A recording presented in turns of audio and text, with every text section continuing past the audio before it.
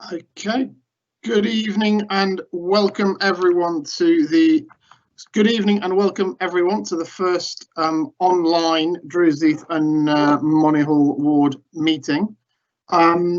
We are going to be so apologies in advance that the way we're doing it and the format tonight means we can't have visuals and audio from anybody watching at home. I would like to change that for future, and it is the first time out so that we're doing this online, so bear with us.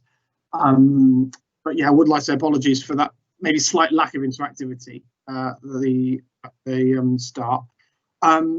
If you do have any questions or comments or anything you'd like to raise, please put it in the live Q&A box. We can watch that and I'll read out any questions that we've got in there for our speakers tonight. So do put any questions and comments and queries in there, and we will make sure we definitely ask all of those and go through all of those as they come through. We've on the agenda tonight, we have got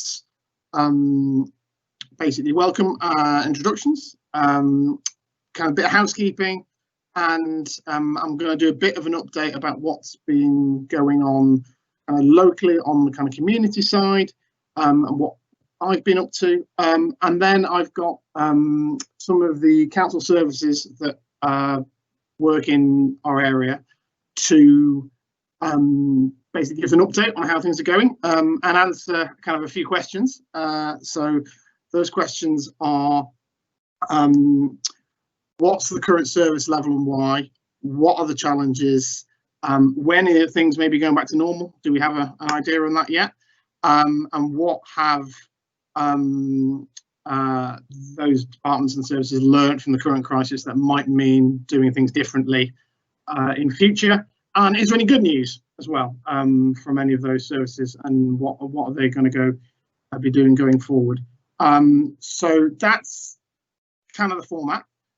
So to kick off, as I said, I'm your local councillor, Julian Pritchard, and again I want to reiterate apologies that we can't do kind of full interactivity for the first time out tonight. If you do have any questions or queries or comments, please put them in to the live Q&A, and we will look at, read out, and ask any comments and questions to any of our speakers tonight. This is being recorded for kind of record for future use. It is a public meeting, so just be aware of that in terms of any comments you put in the Q&A that we then read out. That is being recorded. So we've got tonight on with us, and I'll introduce them fully in a short while, but we've got representatives from housing and from highways, and we'll be handing over to them in a bit to talk about how things have been in servicing the local area. I'll just kick off and just kind of say what I've been up to as your ward councillor, and there's been a lot of queries and casework during COVID-19, during the crisis.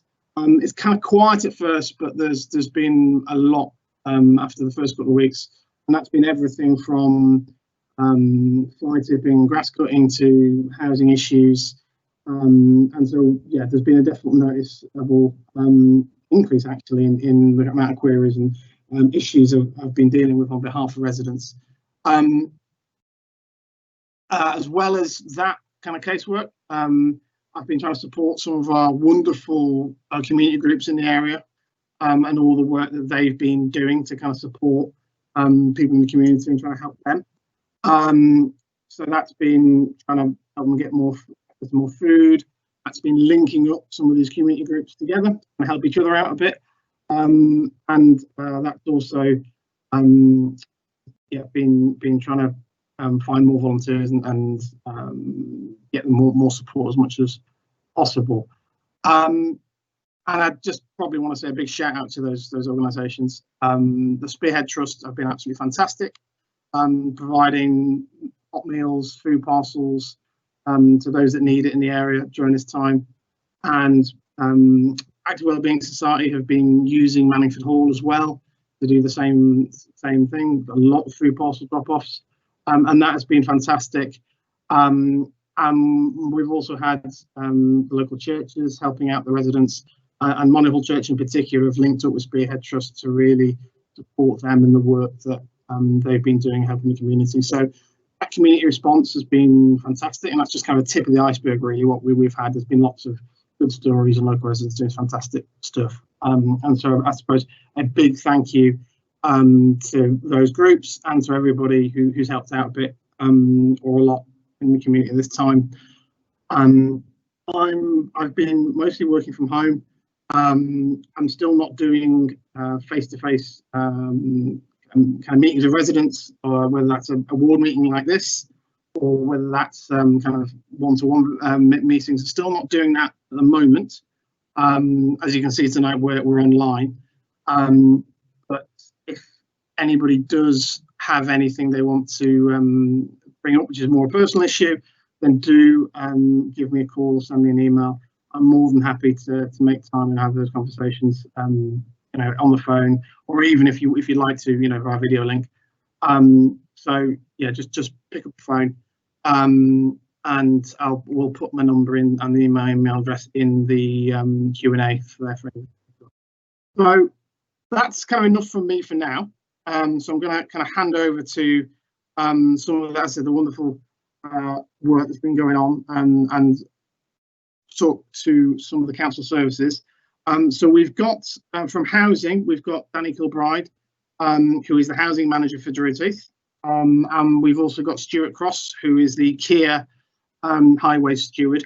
So I'm going to kick off and hand over to Danny, and if you can answer those questions that I've put, which is what's the current kind of service level for housing in our area, what are the challenges, any idea when it's going back to normal, what have you learnt, and any positive developments. If you've got any questions specifically around housing for Danny, do put them in the Q&A, and we'll put them to Danny before he leaves. Thank you, and I will hand over to Danny. Good evening, Danny Kilbride. I'm the housing manager for Druids Heath and Kings Norton. If you see me keep looking down like this, is because my dog keeps nibbling me calf. He's a bit of a pain. He's had a haircut and he thinks he's a skinhead now, so he keeps nibbling my feet and everything. Right, the current service we've got, what we started off at 3 months ago is we had to protect my frontline staff. So what we did was we stopped all my housing officers visiting, but we didn't stop my tenancy staff base that are in the tower blocks going into tower blocks.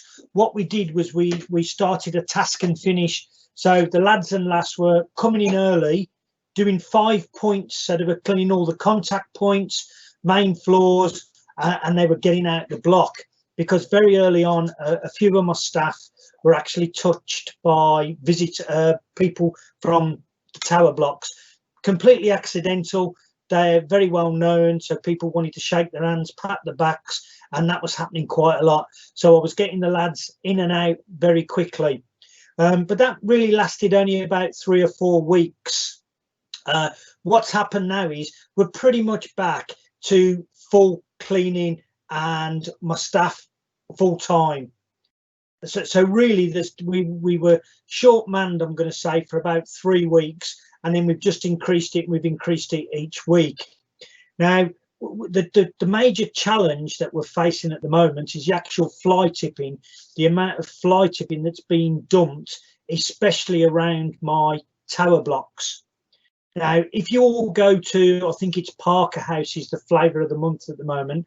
Today, I've lifted 5, maybe 6 tipper loads of fly tip rubbish from that block.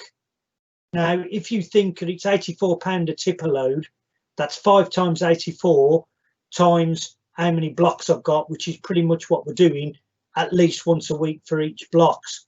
What we have found is people are starting to report, and we think we've got our hands actually on a professional fly tipper as well that was charging people money, and they're dumping it at the blocks instead of going out to the down to Lifford tip. So that's the big challenge for my frontline staff. My housing officers, the big challenge is, as the weeks have gone on, people have started to, let's say, disobey lockdown procedures. We've started to get more antisocial behaviour. The problem we have is that we can't visit the culprits and the perpetrators of antisocial behaviour, knock on the front door and say, stop it. That was initial. We are starting to carry out those visits. So some people are now going to start getting a visit that there's something they did 2 months ago. So we've got the names and the lists, and we are going to visit all of those people as soon as we start getting an ease down of lockdown, just to let them know that they have overstepped the mark during the lockdown process. What we are finding, or we were finding very early on, was tenants were suffering, especially in the tower blocks again. Thank God for Spearhead Trust, Monyhull Hall, you know, they were delivering food parcel after food parcel. We also tapped into some other charities that were delivering food parcels for us. So again, you know, my troops were in the blocks helping people all the time. What we've learned, what I've learned, is we can't run a hands-off service. We need to be in the blocks, knocking doors, speaking to people face to face. How we overcome that fully in the next few months, you know, what everybody's saying, what's the new normal, is yet to be seen. We don't know. But just to let you know, my officers are now starting to visit. We are starting to visit the more challenging of residents and have words with them. Positive development for me is 3 or 4 times a week, I jump on my bike, I cycle down the canal. I start off at the Maypole in Druids Heath, and I just zigzag down Druids Heath, and then I go into Kings Norton. And the amount of people that I actually get to talk to and speak to, which I never got to before, is tenfold. And what I am finding is people are actually wanting to speak to me for, you know, the first time, and I'm having some really nice conversations and being able to help people, because they are actually stopping me and saying, oh, you're the housing manager, you do this and you do that, because they're remembering me. So what I'm finding is we are starting to come together as a community that I don't feel we had 4 or 5 months ago. So I've noticed a better community spirit on the area during or coming out of lockdown, shall we say. So that's a positive note for me. Apart from that, pretty much, apart from the first 3 or 4 weeks, it's been business as usual for us, for the frontline team, and my housing officers are absolutely inundated. You know, they're working 6 days a week instead of 5, some of them, with the amount of time they're actually putting in with phone calls and helping people. A lot of neighbour nuisances. People are starting to get on each other's nerves. That's just a way of life. So again, a lot of mediation in there. Nothing's overspilled yet. You know, we're okay. We're coming out of lockdown in good order. That's it really, Councillor.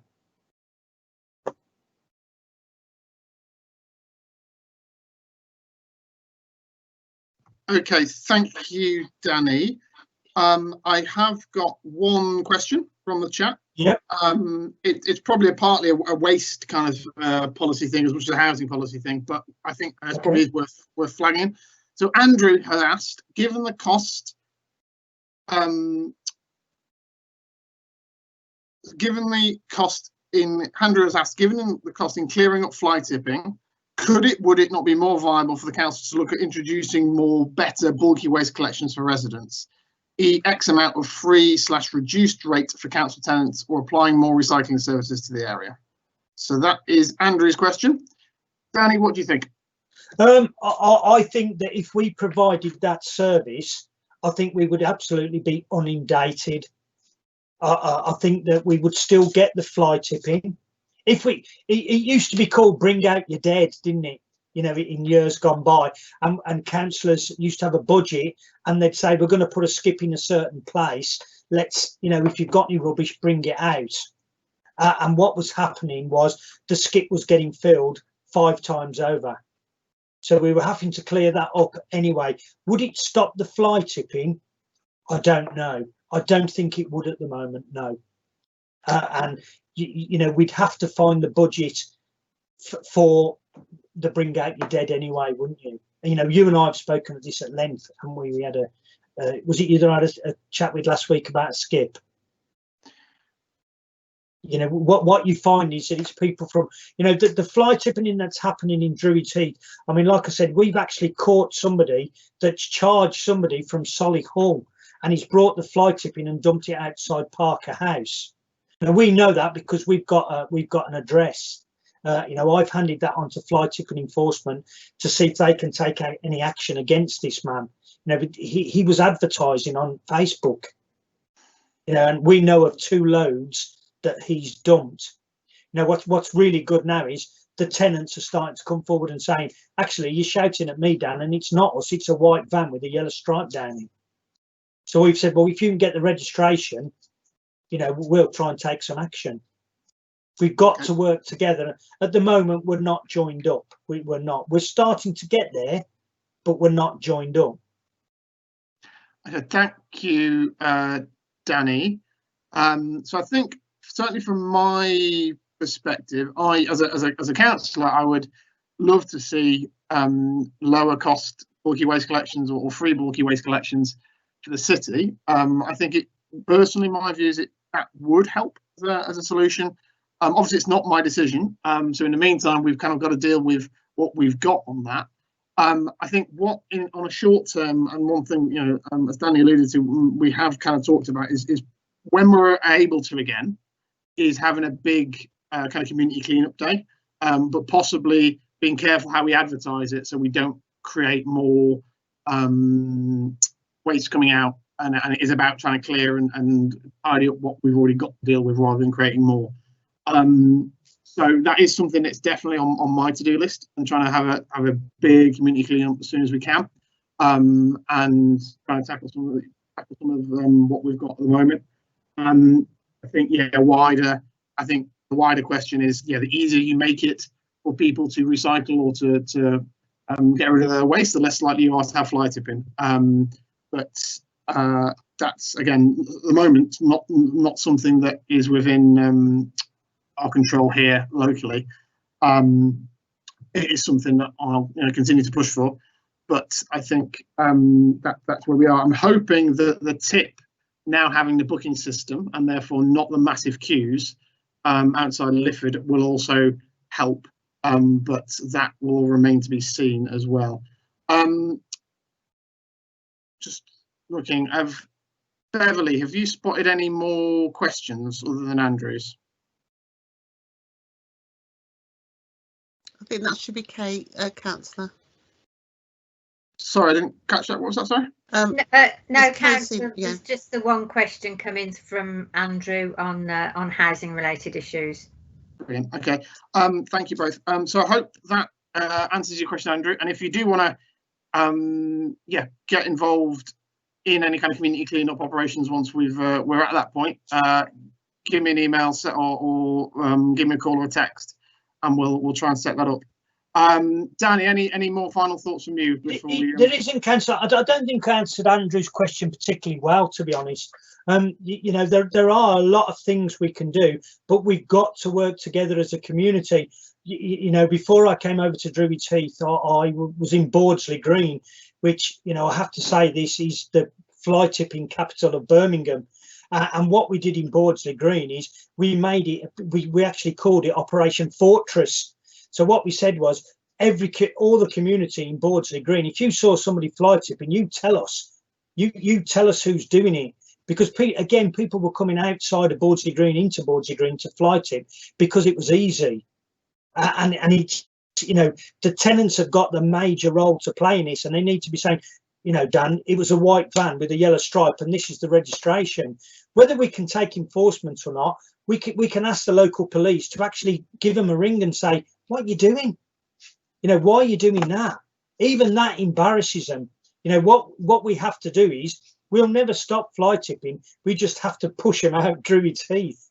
You know, not to Kings Norton, I hope, but we have to make it that if you fly tipping in Druids Heath, somebody's gonna tell us. You know, I leave Druids Heath at 5 o'clock every night, so I don't know what goes on. as do my lads, they leave at 3 o'clock. That's when most of the fly tipping happens. So it's, you know, we need tenant and resident participation to say, not in my area. You know, I live opposite the park. We don't get fly tipping. If you drop a piece of paper in the park, somebody says you're picking that up, and that's what we need to foster. You know, this is where I live. I want it nice. You're not fly tipping where I live, and that's what we need to push. That's the campaign we need. You know, and we can help with that. I will always chase up a lead. We never lift fly tipping or black bags unless we tip them out and we search. You know, that's not what we do. So there is a solution, but it's a lot of work, and you know, but we're willing to work with anybody that wants to.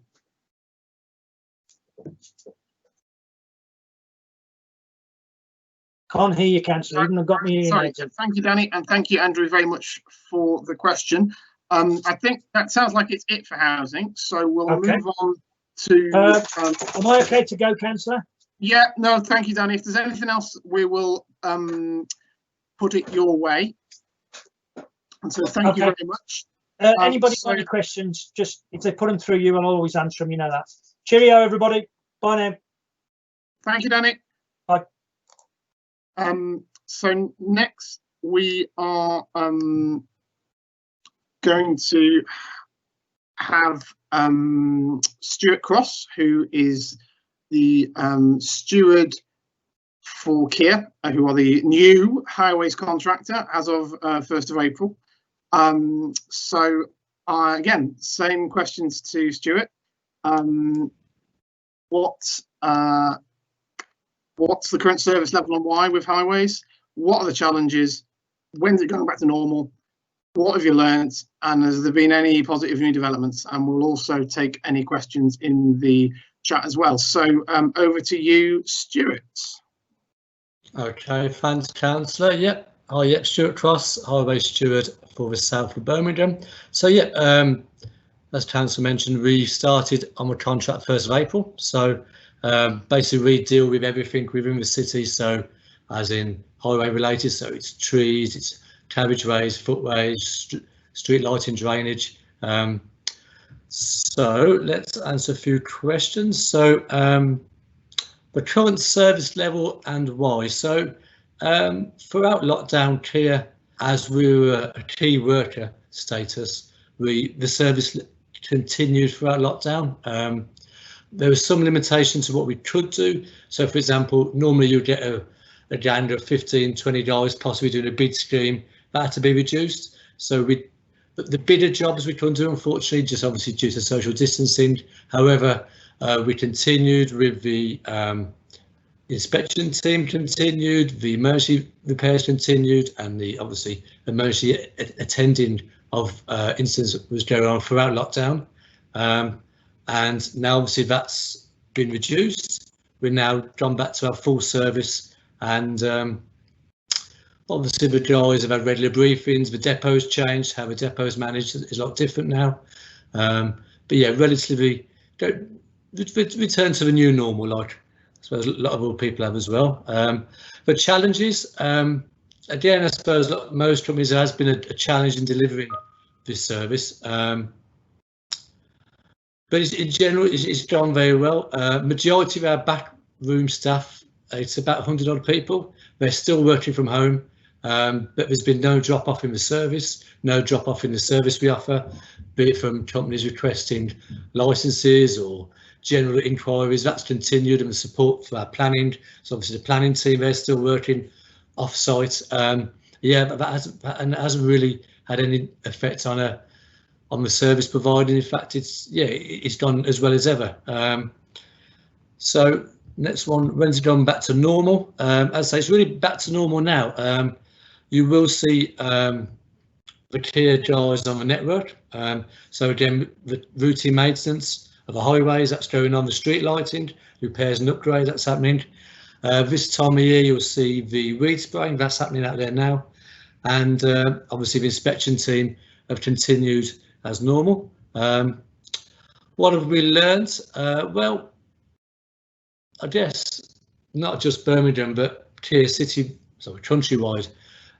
dealing with the new norms of, as we're doing now, the Microsoft Teams, the Zoom meetings. That's reduced a lot of unnecessary travel, which obviously good for the environment, good for just, you know, not wasting money really. So that's gone really well, and that will definitely continue post lockdown.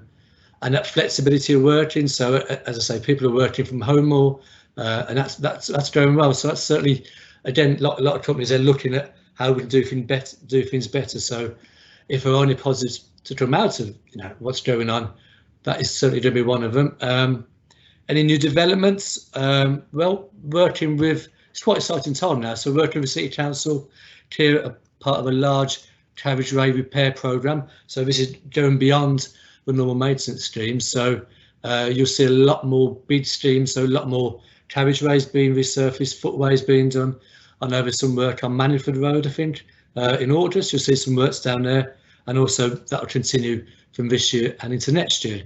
Cllr will also be working local schools as well. I'm part of the four ambassadors throughout the city, and we'll be going to local schools, really selling the idea of engineering to young people. So obviously it should be challenging times for a lot of young people out there. So we'll be highlighting the apprenticeship schemes that Cllr will be doing this year and hopefully in the future. And so yeah, so that's, even though it is, you know, a challenging time for everyone, there's a lot of positives at the moment, and hopefully the more ward meetings we have, and obviously working closely with the councillor, we'll be able to get this, you know, the good news out there, and hopefully you will see a lot more improvements in the network really. So those are really my answers on those ones. So any questions, councillor, you may have, or anybody else?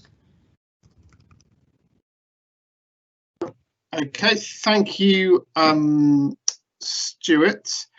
Anybody have any questions on for Stuart and about highways issues? Has anybody got anything they'd like to ask about what's going on with highways at the moment?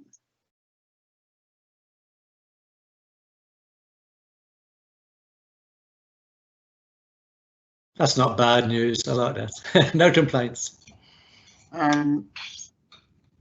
So, oh, hello. Okay, I've just got one. So I've got, do you deal with cycle paths? Are you deciding when new ones should go and putting them in? Druids Heath is a prime spot. What do you think, Stuart? We don't, unfortunately. I would like to say we do. The Cllr deal with maintaining and improving the current infrastructure.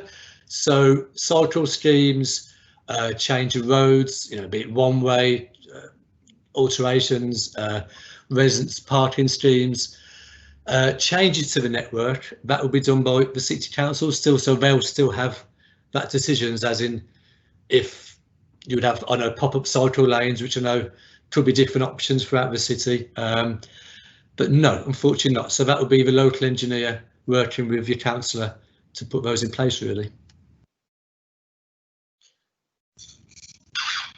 Thank you, Stuart. I've just, in terms of my response to that question, I've just put my email address and phone number in the live Q&A box.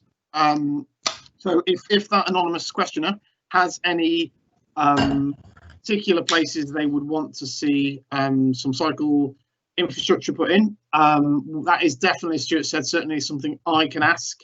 And I, you know, put that question and push for that. So the council did get some money from government to put in some new kind of walking cycling infrastructure.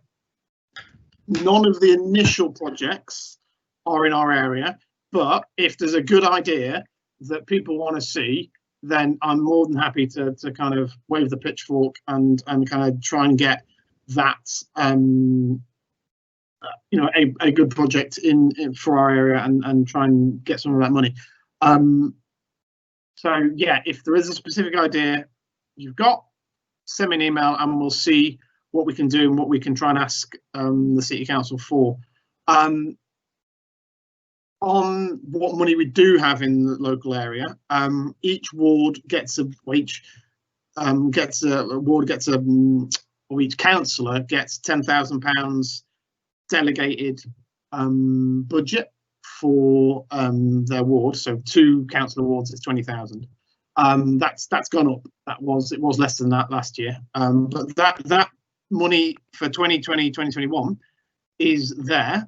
So, and a future ward meeting, probably the next one, probably the next one, I want to have a discussion with residents and a decision with residents about what we spend that £10,000 on. And it sounds like a lot, but it doesn't pay for a lot, as I'm sure Stuart would attest. It's £10,000 will get you a bit of double curbing and some double yellow lines once you've done all the kind of prep works for that and all that sort of stuff. It doesn't. It's really surprising how far it doesn't go. But we can get a list of what kind of schemes or what kind of things it could pay for, and then decide as residents what you'd like to spend that £10,000 on, and that could be a cycle infrastructure, or it could be something else. It's whatever people want.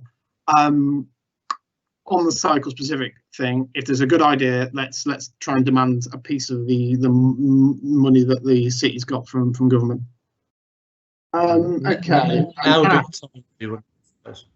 Got Stuart, you on? Sorry, I was just saying.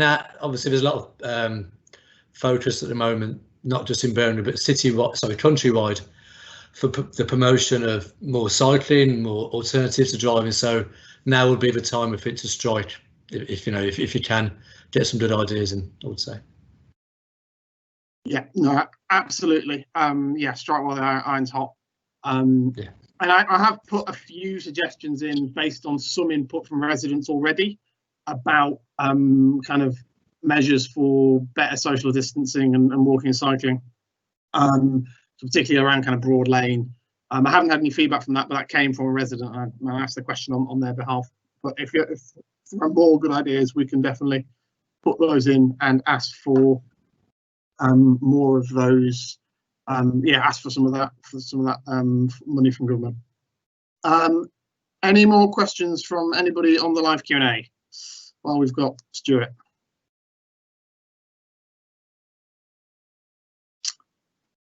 Doesn't look like there's anything just yet. Before you go, Stuart, is there anything else you'd like to add or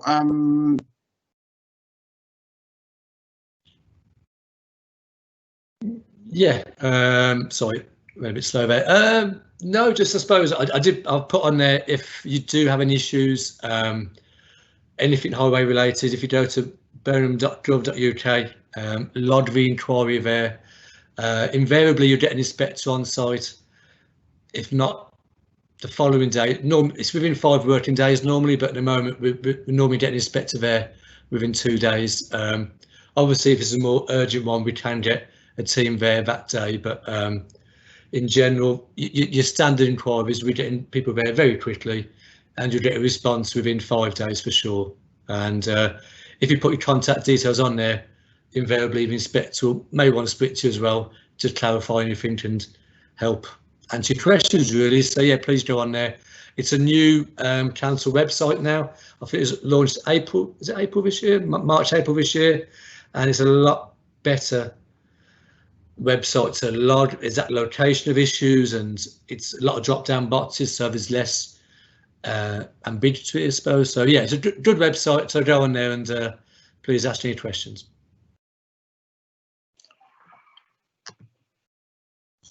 Okay, thank you to Stuart. That's helpful. So I've got, unfortunately, library service aren't able to attend tonight, but they have sent me a bit of an update about what has been going on with the kind of the library service.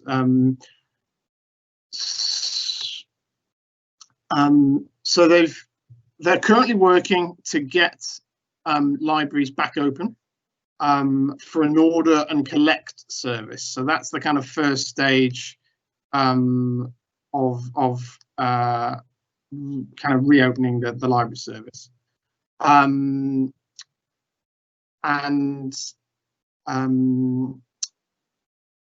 been kind of issues with staffing,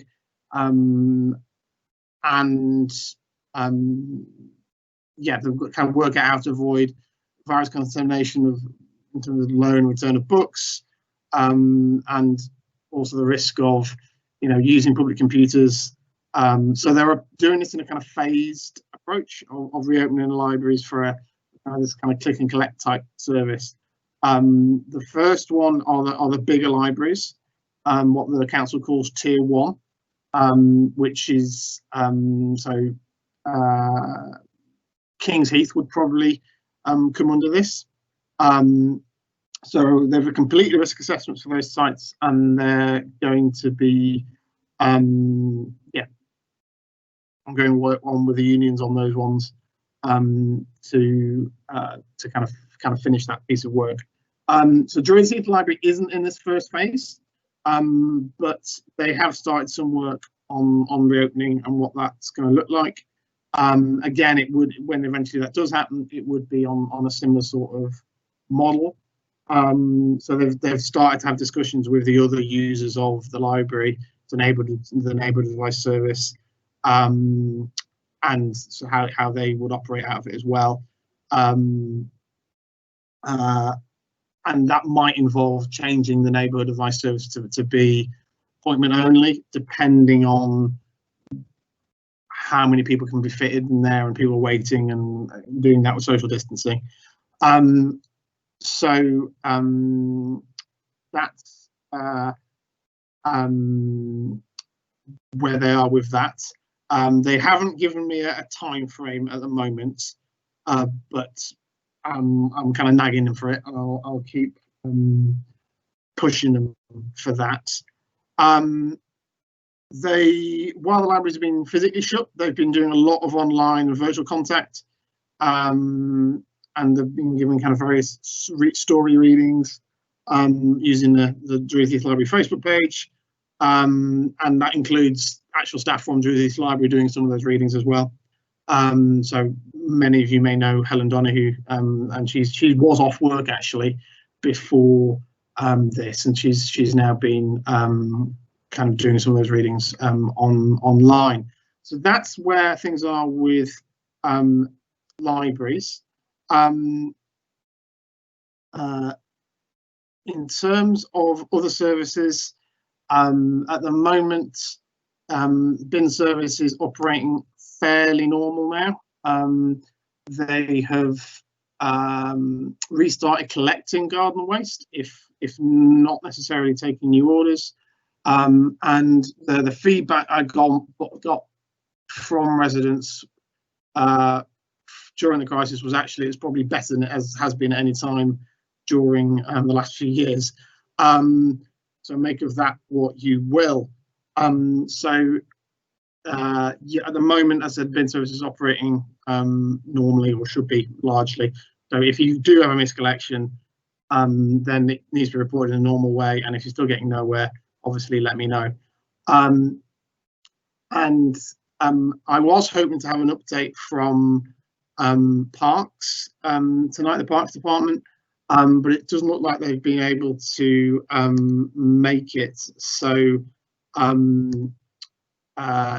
yeah, unfortunately. What I do know in terms of Parks is they have started grass cutting. At the moment, they're still kind of, you might see those strips they're doing of the 2 metre strips to kind of encourage social distancing and make sure that people kind of stay apart. So yeah, also on bigger pieces of grass, which are Parks, they're mostly doing that. And on smaller bits and verges, it should now be getting back to normal, but obviously it got paused for several weeks. And so in terms of when they've got back round everywhere and cut all the grass, that's going to be might be a little while, but it should be getting back towards normal on kind of those kind of smaller verges and smaller bits of land. So that's kind of where we are on parks. That's mostly been the kind of, certainly the queries I've had from residents about what services are running, and what where we are with different problems and challenges with the council. If anybody's got any more questions, now's the time. So if you do have any more questions, or there's anything else you want to ask, do put it in the Q&A now. The other things that we probably will be doing at a future ward forum meeting, as I mentioned earlier, we've got £10,000 for the ward highways budget.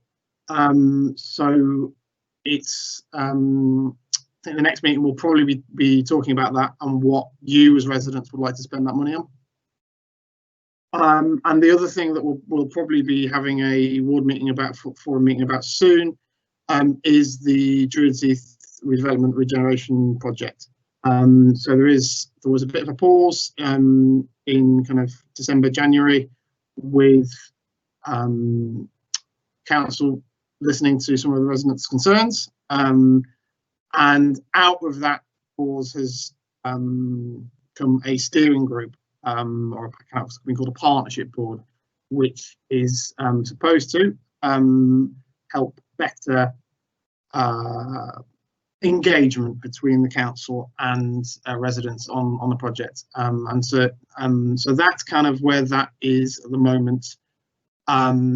The kind of rehousing of Saxelby House and Kingswood House are still going ahead at the moment, and the partnership board is kind of looking at, or going to be looking hopefully at what can be at the plans, and making sure that they're what residents want, and that the redevelopment of Druids Heath is something that is very, comes from the community and is formed by that. So hopefully we'll probably be doing using the ward meetings to have as part of the engagement process and part of kind of your opportunity to input into that and to help shape that. So that's kind of the two things that are probably coming up in the next few ward meetings. I'm hoping to do them as often as I do kind of try to do them in previous years physically. So that's kind of every month or two is what I'm hoping. If you've got any suggestions, or there's any particular issues that you would like to see discussed, and you would like to raise for a future meeting, do let me know. I've put my email address in the Q&A, but these are very much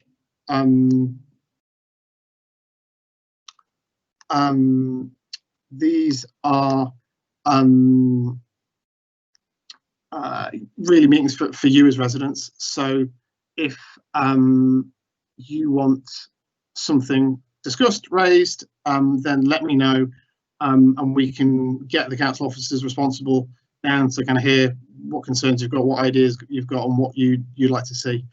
So yeah, please do let me know if there are other issues you want to see raised and use these meetings for. So Jane Murray has put a question in the Q&A. I'm concerned about the partnership board not having an elected chair and how quickly it's moving, i.e. planning deadline of September 2020. Are the broader community aware of this? As far as I'm aware, there hasn't been yet much communication on what the partnership board has done or done so far, and it's Jane's right, there isn't a chair for it yet. That's partly at the moment there haven't been that many nominations for the position. Not many people put themselves forward. So the kind of last board meeting kind of agreed to postpone selecting a new chair or a permanent chair of the partnership board until there'd been a few more expressions of interest and a few more people put themselves forward. You can look at that both ways. Either you don't have a choice of people and you get somebody in sooner, or you wait to have more people to choose from. So it is a bit of a bind on that one, and yeah, it is not ideal that there isn't a permanent chair yet. I'm definitely going to be trying to keep people updated as much as I can about what's been going on, and whatever happens, I'm definitely clear the partnership board and the council need to really listen and spend the time engaging properly with residents to make sure that they do actually hear what people are saying and give residents a voice, and that takes time. So yeah, I certainly think that it's got to be an ongoing conversation that doesn't just stop dead in September. So yeah, we definitely needs more work, but I do definitely want to visit that in more detail, the regen issues in a future meeting. So, and we've got to make sure that the engagement and the consultation is well done and actually works for residents. Are there any more questions or things people would like to raise, either for quick questions tonight or topics for future meetings?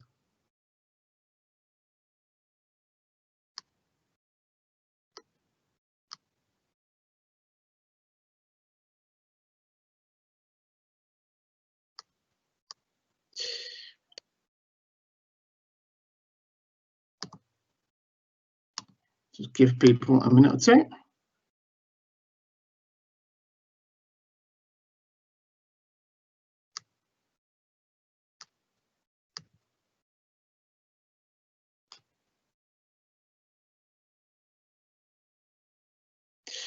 Okay, it doesn't look like I've got any more comments, queries or questions. So I am going to say thanks for everybody for listening in today.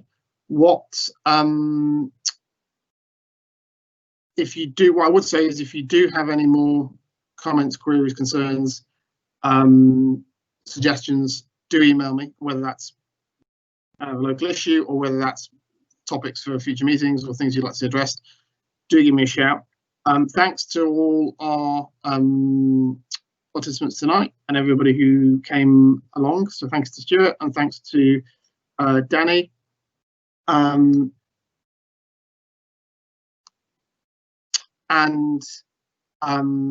Yeah, do as I said, send me any more suggestions either in the chat or via email, and we'll probably have the next meeting, as I said, in a month or two. So yeah, sometime in probably July or August. I definitely want to do one sooner rather than later, and hopefully next time we'll be doing it in a format which enables more collaboration and communication and interaction. So thank you again, everybody, and have a good rest of the evening.